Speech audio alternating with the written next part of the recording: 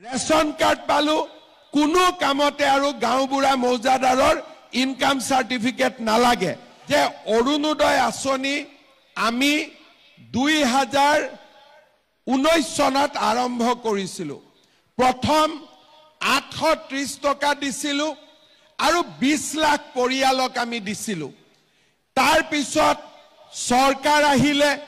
প্ৰথমতে 1000 আৰু কোভিডৰ কাৰণে 250 টকা যোগ কৰি আমি 1250 টকা দিলু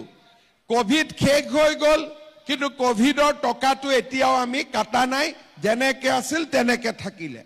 তাৰ পিছত আমি কি কৰিলো 20 লাখৰ পৰা 27 লাখ পৰিয়ালক আমি অৰুণোদয় দিলু এইবাৰ এই যেটো অৰুণোদয় পখেক চলি আছে এই পখেকত আমি অৰুণোদয় পোৱা মানুহৰ সংখ্যা 27 লাখৰ পৰা পুনে পুনে 40 লাখলৈকে আমি বৃদ্ধি কৰিম অৰ্থাৎ যদি ঢকুৱাখানা সমষ্টিত আগতে 22000 পৰিয়ালে অৰুণোদয় পাইছিল এতিয়া 29000 30000 পৰিয়ালে অৰুণোদয় পাব 80 পৰা 85% পৰিয়ালে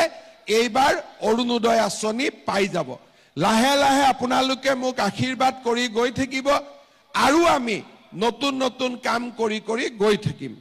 দ্বিতীয়তে আমাৰ মহিলাসকলে মাজে মাজে চিন্তা কৰে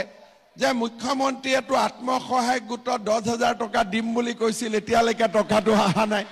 হেতু চিন্তা কৰে নে নকৰে হেতু মাজে মাজে চিন্তা আহি থাকে হয় নে নহয় এতিয়া আপোনালোকে মনত কৰক যে মই যি কৈছো আজিলৈকে কেতিয়াবা কোনবা কথা এনে কৈছো নেকি যি কৈছো হৈছে নে নাই এতিয়া আমাৰ এই আঁচনিটোৰ নাম হল মহিলা উদ্যমিতা আঁচনি কিছুমানে কয় গছ লগাবৰ কাৰণে পইচা দিছে আমি গছ লগোৱাৰ কাৰণে পইচা দিয়া নাই এইটো ভুল ধাৰণা নলব কাৰণ গছডাল লাগিলে ডাঙৰ হলে গছডাল আপোনালোকে মোৰ ঘৰত কাটি নিদিয়ে গছডাল আপোনালোকৰ ঘৰতে থাকিব না কাটি পেলাই মোক দিব মুক্ত নিদিয়ে